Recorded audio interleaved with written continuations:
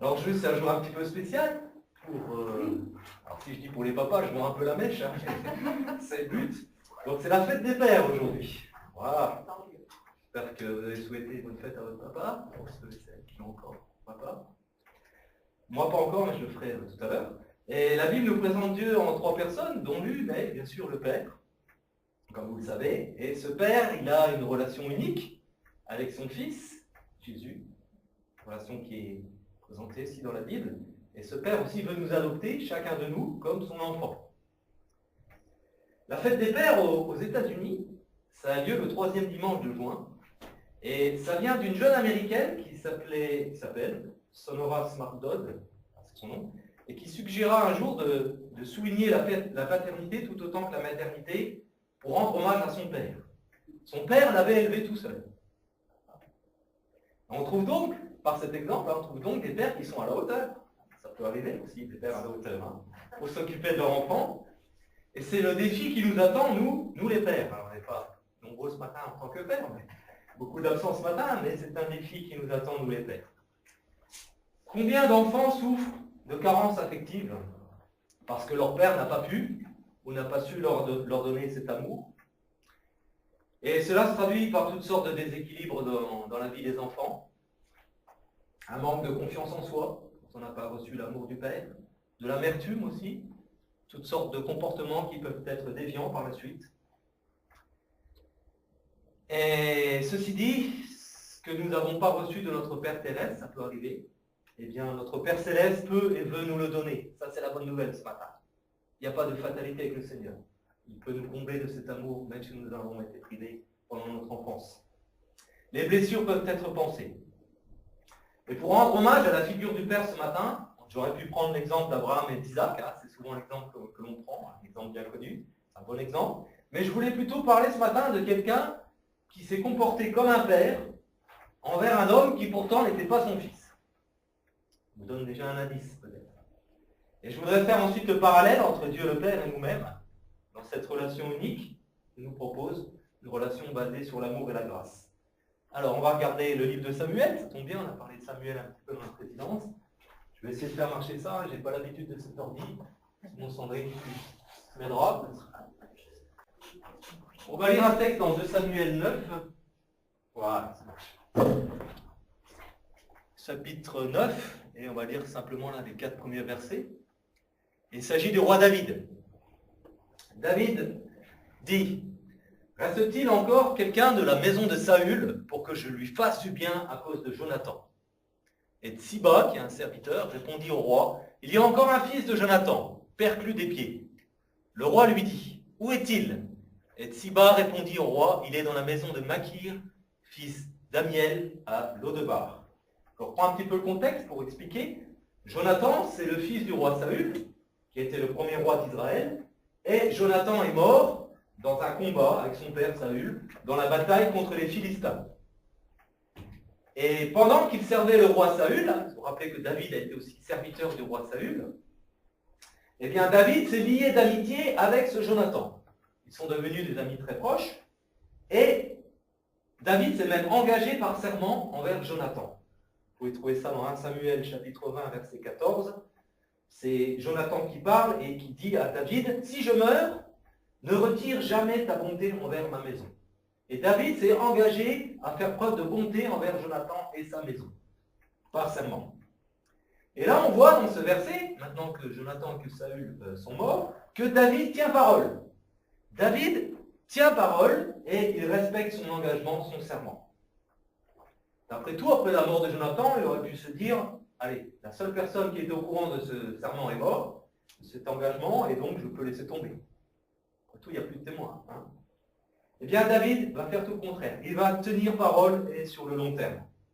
Et c'est déjà une qualité envers nous les pères, qualité à respecter, tenir parole. Respecter nos engagements en tant que père, nos engagements bien sûr envers nos enfants, hein, pas seulement, mais envers nos enfants, tout comme notre Père Céleste, et c'est une bonne nouvelle ce matin, tient parole, notre Père Céleste respecte ses engagements envers nous, ses enfants. Nous sommes appelés, nous les pères, alors pas seulement les pères, hein, les mères aussi. Ce matin, je mets un peu plus l'emphase sur les pères. Tenir nos engagements envers nos enfants. Est-ce que nous respectons, nous les pères, nos engagements envers nos enfants? Est-ce que nous nous intéressons à leur vie, d'école, de loisirs?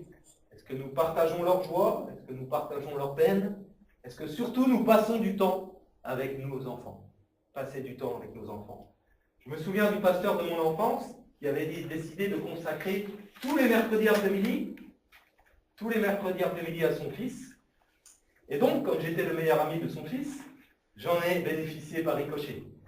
J'ai pu bien des fois bénéficier d'une sortie ski, d'une sortie luge, parce que ce père, ce pasteur qui était également père, a mis du temps à la disposition de son fils. J'ai moi-même pris devant Dieu des engagements dans mon cœur envers mes enfants, notamment celui de ne pas reproduire les mêmes erreurs que mon papa. Il n'a pas fait que des erreurs, voilà. Mais de reproduire le modèle positif que nous avons dans la Bible du Père Céleste, Dieu le Père. Et je compte bien sûr sur la grâce de Dieu pour respecter ces engagements. Je ne suis pas meilleur que mon Père, mais je peux par la grâce de Dieu respecter ces engagements. Le fils de Jonathan, pour l'instant je ne donne pas son nom, vous savez peut-être, le fils de Jonathan n'est pas le fils de David. Mais David va le traiter comme son propre fils. Cela nous montre que le cœur de David est rempli d'amour, il s'est élargi, le cœur de David, et Dieu le rend capable d'aimer finalement au-delà de son petit cercle familial. Il va considérer le fils de Jonathan comme son propre fils. N'y a-t-il pas pour nous là un exemple de ce que devraient être les relations dans l'Église, qui est une famille? Aimer au-delà de notre petit cercle familial. Paul a dit aux Corinthiens, 2 Corinthiens chapitre 6, « Notre bouche est ouverte pour vous, Corinthiens, notre cœur s'est élargi. Vous n'êtes point à l'étroit au-dedans de nous, mais vos entrailles se sont rétrécies. Rendez-nous l'appareil. Je vous parle comme à mes enfants, élargissez-vous aussi. Élargissez votre cœur. » C'est le reproche que fait Paul aux Corinthiens. Et remarquez que Paul, dans le passage que je viens de vous lire, considère les Corinthiens comme ses enfants, et se considère comme leur père. Est-ce que je suis capable d'élargir mon cœur pour aimer au-delà de mon petit cercle et d'inclure dans ma famille aussi les membres de mon Église? Le même Paul considérait le jeune Timothée comme son fils et lui a demandé d'avoir avec les membres de son Église des relations de type familial. 1 Timothée chapitre 5 verset 1. Ne réprimande pas rudement le vieillard, mais exhorte-le comme un père. Exhorte les jeunes gens comme des frères, les femmes âgées comme des mères, celles qui sont jeunes comme des sœurs, en toute pureté. Finalement, la relation fraternelle dans l'Église peut prendre une dimension à la fois paternelle, mais aussi maternelle, frères et sœurs, père et fils, mère et fille. Pour revenir au texte, j'ai trouvé qu'il y a quelque chose d'intéressant dans la réponse de Tsiba, serviteur. Il mentionne le fait que le fils de Jonathan est perclus des pieds. Alors c'est un mot difficile, perclus, j'imagine que ça veut dire estropié. Et si vous connaissez bien l'histoire de Jonathan, de ce fils de Jonathan, eh bien vous savez que c'est un accident de nourrice. C'est un accident de nourrice qui, dans sa fuite, alors qu'elle voulait sauver sa vie, a lâché ce petit enfant qui est donc devenu estropié. Heureusement que notre Père Céleste, lui, ne nous laisse pas tomber. Les accidents, ça arrive, pas forcément en cause, cette femme, ça peut arriver. Mais lui, notre Père Céleste, lui, ne nous laisse pas tomber. Le fils de Jonathan est boiteux. Est-ce que nous ne sommes pas aussi, nous, des boiteux de la vie? Je me suis posé la question. Peut-être n'avons-nous pas eu une enfance si facile que ça, aussi heureuse, parce que nos parents nous ont quelque part dans le passé laissé tomber sur le chemin. Pas complètement laissé tomber, mais peut-être dans certains domaines. Peut-être avons-nous un handicap physique ou mental, ou un handicap émotionnel, qui nous fait nous sentir comme un boiteux. Je me souviens au CP, la cour de récréation, un matin, l'institutrice m'avait appelé devant elle, juste pour me faire parler. Et j'ai réalisé après qu'elle voulait me faire parler pour montrer à sa collègue que j'avais un cheveu sur la langue. C'était le cas à l'époque. Et je me souviens encore son rire moqueur face à mon handicap. Ça fait 40 ans maintenant, à peu près 39, mais je me souviens encore de cet épisode-là. Comme quoi cela peut laisser des traces. Peut-être avons-nous un complexe qui nous fait, ou des complexes qui nous fait ne pas nous sentir à la hauteur. Peut-être sommes-nous perclus des pieds, avec du mal à avancer dans cette vie, alors qu'autour de nous, il nous semble que les gens courent, et nous sommes quasiment à l'arrêt. Nous traînons la jambe et nous en souffrons secrètement. Oui, les handicaps ne sont pas seulement pour les autres, les complexes ne sont pas seulement pour les autres, c'est aussi valable pour nous. La bonne nouvelle ce matin, c'est que Jésus a dit qu'il était venu, non pour les bien portants, mais pour les malades. Luc chapitre 5. Ce ne sont pas ceux qui se portent bien qui ont besoin de médecins, mais les malades. Je ne suis pas venu appeler à la repentance des justes, mais des pécheurs. Jésus, c'est à la fois le médecin de l'âme, de l'esprit. Bien sûr, notre plus grande maladie, c'est le péché, mais il veut aussi prendre soin de nous dans les trois dimensions, le corps, l'âme et l'esprit. Il veut nous restaurer, il veut nous guérir de nos blessures, il veut nous guérir des choses difficiles que nous avons vécues, notamment dans notre relation avec notre Père. Thérèse, si cela a été le cas, pas forcément le cas, ça a été mon cas. Si je me reconnais malade, si je me reconnais infirme, si je me reconnais boiteux, ayant besoin de Dieu pour marcher, alors Jésus est pour moi. Et si Dieu le Père a inspiré à David de l'amour pour un boiteux qui n'était même pas son fils, alors à plus forte raison, Dieu le Père nous aime, nous, les boiteux de la vie, et il veut prendre soin de nous, il veut nous adopter comme ses enfants. C'est une bonne nouvelle, Dieu veut prendre soin de nous, alors que nous sommes boiteux de la vie. Pour passer à la deuxième partie, j'ai cette question de transition. Quel est le nom de ce fameux fils de Jonathan? Pour voir si vous connaissez. Alors c'est pas facile, hein. C'est Méphibosheth, tout à fait. Voilà, on va lire tout de suite le passage, à partir du verset 5. Le roi David envoya chercher Méphibosheth dans la maison de Makir, fils d'Amiel, à Lodebar.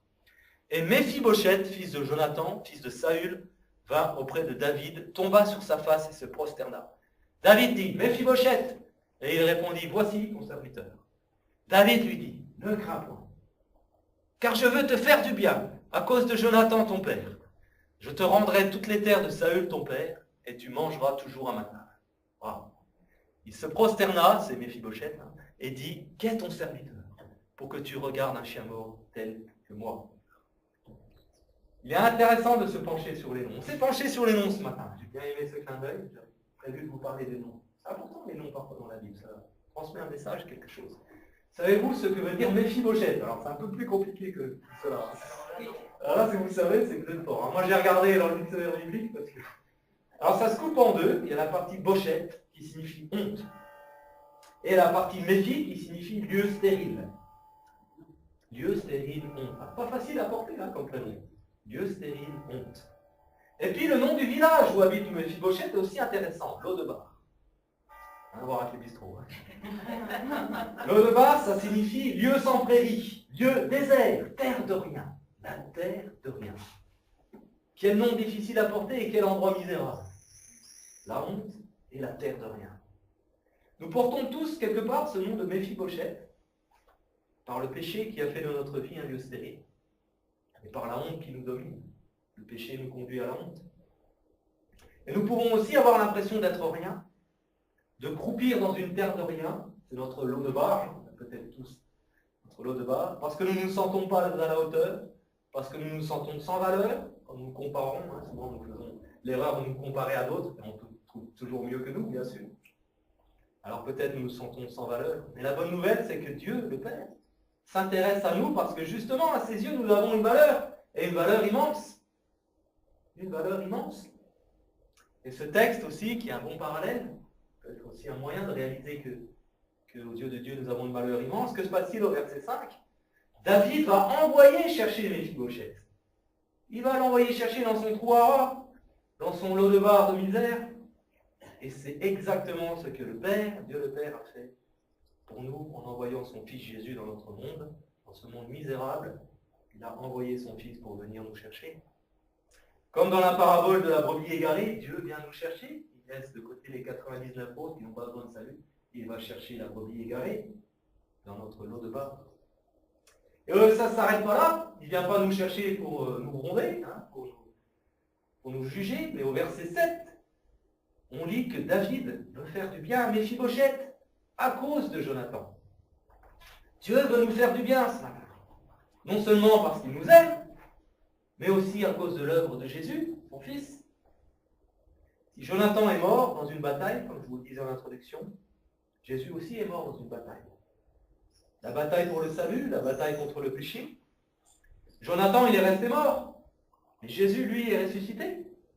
Et désormais, Dieu peut nous faire du bien, parce que le problème du péché a été réglé, parce que nous ne sommes plus ennemis de Dieu, nous sommes devenus ses enfants. Nous avons pris position pour lui. Romains chapitre 5, verset 6 dit « Lorsque nous étions encore sans force, Christ, au temps marqué, est mort pour des impies. À peine mourrait-on pour un juste, quelqu'un peut-être mourrait-il pour un homme de bien. Mais Dieu prouve son amour envers nous, les boiteux, en ce que, lorsque nous étions encore des pécheurs, Christ est mort pour nous. À plus forte raison donc maintenant que nous sommes justifiés par son sang, serons-nous sauvés par lui de la colère. Car si lorsque nous étions ennemis, nous avons été réconciliés avec Dieu par la mort de son Fils, à plus forte raison, étant réconciliés, serons-nous sauvés par sa vie. J'aime le à plus forte raison. Maintenant que nous sommes enfants de Dieu, à plus forte raison, Dieu veut nous bénir, prendre soin de nous, nous faire du bien. J'aime aussi l'attitude de Méphibosheth, c'est celle un peu que Dieu attend de nous. Il va venir vers David, il va se prosterner devant lui au verset 6. Nous sommes appelés à venir vers Dieu. Il nous cherche, certes, mais il veut aussi que nous venons à lui. Il veut que nous venons auprès du trône de la grâce pour y trouver grâce. Hébreux 4, verset 16. Approchons-nous donc avec assurance du trône de la grâce, afin d'obtenir miséricorde et de trouver grâce pour être secourus dans nos besoins. Dieu nous invite à être secourus dans nos besoins. Il nous invite, la porte est grande ouverte. Le trône de la grâce est accessible. Libre à nous de nous approcher pour trouver grâce. Au verset 6, alors je suis content aussi que la présidence a été dans ce sens ce matin. On a dit ce matin à la présidence que Dieu nous connaît par notre nom. Eh bien, David appelle Méphibosheth par son nom, verset 6. Il l'appelle par son nom et il lui dit de ne pas craindre, de ne pas avoir peur, verset 7. Dieu nous appelle aussi par notre nom, il connaît notre nom. Il nous invite à ne pas avoir peur de lui, ça peut arriver. Il se peut que nous ayons peur de Dieu, car notre image, notre vision de Dieu peut avoir été déformée par celle de notre Père terrestre. C'était mon cas pour moi. J'ai vécu dans la peur de mon Père terrestre pendant des années, et aujourd'hui encore, j'ai parfois peur de mon Père céleste à cause de cela. Je dois souvent demander à mon Père céleste de corriger la vision que j'ai de lui, de ne plus le voir comme un Père sévère, un Père prêt à me taper sur les doigts à la moindre bêtise. Et pour ça, je lui fais souvent cette prière, Seigneur, montre-moi ton amour envers moi. J'ai besoin de voir, de sentir, de ressentir l'amour de Dieu envers moi pour corriger cette vision fausse que j'ai parfois de lui. Et il le fait. Il le fait. L'amour bannit la crainte. Si je veux aimer Dieu, je ne dois pas dans mon cœur avoir de la crainte de Dieu. Je dois recevoir cet amour de Dieu qui me permet d'aimer en retour. L'amour bannit la crainte. C'est vrai que Méphibosheth, il avait des raisons d'avoir peur. Après tout, il était le fils de Saül. Saül s'est montré l'ennemi de David. Vous vous rappelez les misères qu'il a fait un petit peu à David pendant sa vie. Et David aurait pu se venger. Il aurait pu régler ses comptes. Mais non, David va faire grâce à Méphibosheth. Dieu le Père veut nous faire grâce. Nous ne sommes plus ses ennemis. Méphibosheth, versets 6 et 8, se présente comme serviteur. Et c'est cette attitude d'humilité aussi que le Père attend de nous, serviteur. Nous sommes ses enfants, certes, mais nous sommes aussi ses serviteurs. Et pour être un bon serviteur, il faut aimer Dieu. Si nous n'avons pas d'amour pour notre maître, nous ne pouvons pas le servir. On en revient à cette histoire d'amour qui est essentielle. Au verset 8, il se voit comme un chien mort. Méphibosheth, il est tout à fait conscient de sa situation. Il est tout à fait conscient de sa misère, de son trou à ras, Lodebar, et c'est d'où il vient. Il est conscient que le cadeau que lui fait David, c'est une grâce. Cela nous rappelle d'ailleurs les paroles de David, lui-même, qui s'adresse à Dieu au psaume 144. « Éternel, qu'est-ce que l'homme pour que tu le connaisses? Qu'est-ce que le Fils de l'homme pour que tu prennes garde à lui ?» Est-ce que nous sommes conscients ce matin de la grâce de Dieu envers nous? De son amour pour nous, lui qui nous appelle par notre prénom? On va passer à la dernière partie. Le roi appela Tsiba, serviteur de Saül, et lui dit « Je donne au fils de ton maître tout ce qui appartenait à Saül et à toute sa maison. Tu cultiveras pour lui les terres, toi, tes fils et tes serviteurs, et tu feras les récoltes, afin que le fils de ton maître ait du pain à manger. Et Méphibosheth, fils de ton maître, mangera toujours à ma table. » Wow. Siba dit au roi, ton serviteur fera tout ce que le roi mon seigneur ordonne à son serviteur. Et Méphibosheth mangea à la table de David, comme l'un des fils du roi. J'ai un peu coupé le texte. Méphibosheth habitait à Jérusalem, car il mangeait toujours à la table du roi. Il était boiteux des deux pieds. David est un roi généreux. Vous n'êtes pas d'accord? Il va donner à Méphibosheth des terres. Il va mettre Siba à son service, et même les serviteurs de Siba à son service, toute une équipe autour de lui. Notre Père Céleste est généreux.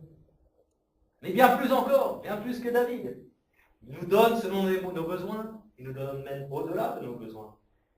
Éphésiens 1, verset 3, nous dit que le Père nous comble de toute bénédiction spirituelle dans les lieux célestes en Christ. Toutes bénédictions spirituelles sont à notre disposition dans les lieux célestes en Christ. Charge à nous, libre à nous de venir puiser auprès de ce trésor inestimable. Le trône de la grâce est ouvert, les bénédictions spirituelles sont là. Il nous rend capable aussi de le servir, il nous rend capable de lui obéir. 2 Pierre 1, verset 3 dit « Sa divine puissance nous a donné tout ce qui contribue à la vie et à la piété. » Il nous a donné tout ce dont nous avons besoin pour vivre une vie d'obéissance et une vie de service. Le Saint-Esprit est à notre disposition, à nous aussi de continuellement demander à être remplis du Saint-Esprit pour être capable d'obéir à la parole de Dieu. Et c'est pas tout. Il nous donne aussi le pain à manger. Au verset 10, il est question de pain. Manger à sa table. Il nous donne le pain à manger. Jésus rappelle dans le Sermon sur la montagne, Matthieu 6, que le Père Céleste se soucie de nos besoins naturels. Lui qui nourrit les oiseaux du ciel et qui dit que nous avons plus de valeur que les oiseaux. Il nous donne aussi notre pain quotidien. Faites-vous la prière de notre Père. Pour illustrer la relation père-fils, on prend aussi souvent la parabole du fils prodigue. Vous la connaissez, dans Luc 15, le fils prodigue. Je vous propose de nous y pencher quelques secondes, mais en changeant le titre de cette parabole. Alors j'espère que je n'aurai pas d'ennui, le pasteur est à côté, je ne vais rien lui dire. On va changer le titre de la parabole et on va l'appeler la parabole du père prodigue. Alors rassurez-vous, je ne vais pas tordre le texte, juste le titre que j'ai changé. On va considérer un autre sens au mot prodigue. Dans le cas du fils, quand on l'associe au fils, fils prodigue, ça veut dire fils qui dépense à profusion, fils qui dilapide son bien. Et c'est ce qu'il a fait. Il a pris le bien de son père, il est parti, il a fait la fête, et il a tout claqué, comme on dit. Mais si nous associons au père le mot prodigue, si nous parlons du père prodigue, eh bien, cela veut dire père généreux. En effet, le mot prodigue veut dire aussi généreux. Le père est prodigue dans cette parabole. Il est généreux. Il donne abondamment. Il donne la part d'héritage, premièrement, à son fils, sans rechigner. Il n'y a pas beaucoup de pères terrestres qui feraient ça. En plus de son vivant, ça ne se fait pas trop de donner sa part d'héritage. Il donne un de sa part d'héritage, sans rechigner, et le laisse libre de partir, pour aller tout claquer. Une fois son fils revenu, il a vécu comme un patachon, le père, qu'est-ce qu'il fait quand il le voit revenir? Il se jette à son cou, le dit le texte. Il l'embrasse. Waouh! Moi, je ne sais pas si en tant que père terrestre, je serais capable, j'espère, de faire la même chose, mais ça doit être un petit peu... plutôt envie d'être donneur de leçons et de dire, tu n'aurais pas dû faire ci, tu n'aurais pas dû faire ça. Il va le revêtir d'un habit, il va lui mettre un anneau au doigt, il va lui donner des souliers neufs, et il va tuer le veau gras pour lui. Quelle générosité, quelle prodigalité. Mais je trouve que dans cette parabole, la plus grande générosité de ce père, c'est son amour. C'est son amour qui se manifeste par un pardon total, sans reproche, pas un seul reproche. Et également par le fait, et ça va plus loin, je ne sais pas si vous avez fait attention dans Luc 15, il est également ce père capable de se réjouir pour son enfant. Il va se réjouir et faire la fête avec lui. Wow. Est-ce que nous sommes des pères comme cela, ou des mères comme cela? Est-ce que nous sommes des pères généreux? Alors, pas des pères qui couvrent leur enfant de cadeaux, juste pour excuser leur absence, ça existe aussi, pour s'acheter de bonne conduite, on va faire des cadeaux à son enfant, surtout dans les familles où les parents sont séparés. Mais des pères prodigues en amour, des pères prodigues en pardon, des pères capables de se réjouir de leur enfant, de les accueillir les bras ouverts, mais également de leur laisser la liberté de faire leur propre choix, même si cela va à la rencontre de ce qu'on pense. Faire leur propre choix, et en attendant, attendre leur retour, en priant pour eux. Le texte de la parabole aussi nous dit aussi que ce père, il guettait le retour de son fils. Guettons-nous le retour de nos enfants en attendant, est-ce que nous prions pour eux? Est-ce que nous sommes pleins d'amour et de compassion, prêts à les accueillir? Ou est-ce que nous sommes là avec la baguette? Au verset 11, et je vais terminer par cette fin de passage qui est intéressant, Méphibosheth a le privilège d'être mis à la table du roi David, comme l'un des fils du roi, nous dit le texte, comme l'un des fils du roi. Ce matin, nous avons le même privilège. En acceptant Jésus comme Sauveur et Seigneur, nous devenons enfants de Dieu, mais nous devenons aussi co-héritiers de Christ, et nous sommes et nous devenons fils et filles de rois, princes et princesses. Nous sommes des fils et des filles du roi des rois. Ce matin, Shannon, pour la fête des pères, m'a fait un petit cadeau. Il m'a donné cette carte. C'est écrit Papa, tu es mon super-héros. Vous reconnaissez bien sûr le symbole de Superman, Superman, le super-héros. Eh bien, Dieu est notre super-héros. Il peut faire plus que Superman, hein, notre Dieu. Il peut faire. Alors Superman, il peut voler, il peut faire des choses comme ça, mais Dieu peut faire bien plus. Il est notre super-héros. Est-ce que nous réalisons que notre Père céleste est un super-héros? Et alors je suis peut-être un super papa, hein, c'est ce qui est écrit, mais le Père céleste est encore plus un super papa que moi. Hein. Moi j'ai des limites, j'ai mes failles, j'ai mes défauts. Mais notre Père céleste n'a pas de limites, n'a pas de failles, n'a pas de défauts. Il est le super-héros, il est le super papa céleste. J'aime aussi cet adverbe toujours que vous avez au verset 10 et au verset 13. Toujours. Il était toujours à la table du roi. La situation n'était pas temporelle hein, pour Méphibosheth. C'était pas, ok, tu viens faire une semaine chez moi, ah, bon, voilà, je t'invite à manger tous les soirs une semaine, et après tu repars chez toi, hein, dans ton lot de bar, là, et puis on n'en parle plus. Non, c'est un privilège durable. Pour nous aussi, le privilège est durable. Quand nous devenons enfants de Dieu, nous le sommes pour l'éternité. C'est un changement de statut incroyable, irréversible. Nous sommes enfants de Dieu. Rien ne peut nous séparer de l'amour de Dieu manifesté en Jésus-Christ. Romains chapitre 8, verset 38. Et nous avons accès à Dieu 7 jours sur 7, 24 heures sur 24. Et un jour, et nous pouvons nous réjouir, nous serons pour toujours, cette fois-ci pleinement, hein, avec un nouveau corps, dans la présence du Père Céleste. Et la parole de Dieu nous dit que nous sommes invités, nous serons assis à sa table pour partager le repas des noces de l'agneau. Un vrai repas. Il y aura même du vin nouveau. Un vrai repas. La générosité du Père va continuer à se manifester envers nous, hein, c'est pas fini. Jésus a parlé de la parabole justement du repas des noces. Vous avez ça dans Matthieu 22. Et cette parabole a un autre titre. C'est pour ça que je me suis senti libre de changer les titres ce matin. Parce que dans Luc 14, vous avez cette parabole qui a pour titre le grand souper. Le grand souper. Et dans cette parabole du grand souper, vous avez des invités qui sont conviés. Et que vont faire ces invités? Vous connaissez bien le texte. Voilà. Ils vont décliner l'invitation, les uns après les autres, avec toutes sortes d'excuses. Hein. L'histoire d'essayer ses bœufs, l'histoire de... Enfin, je ne sais plus exactement. On n'a plus de bœufs de nos jours, on peut dire je vais essayer ma voiture. Ils déclinent tous l'invitation. Et ce sont des gens normaux finalement qui déclinent l'invitation. Ils sont parfaitement intégrés dans leur monde, hein, dans leur société. Ils s'excusent poliment d'ailleurs. Ils s'excusent poliment, comme on sait le faire. Hein. Ils s'excusent poliment, mais ils ne sont pas intéressés. Ils ne sont pas intéressés car ils ont l'impression d'avoir mieux. Ils ont l'impression d'avoir mieux que ce que le maître veut leur offrir. Alors que fait le maître de la maison dans la parabole?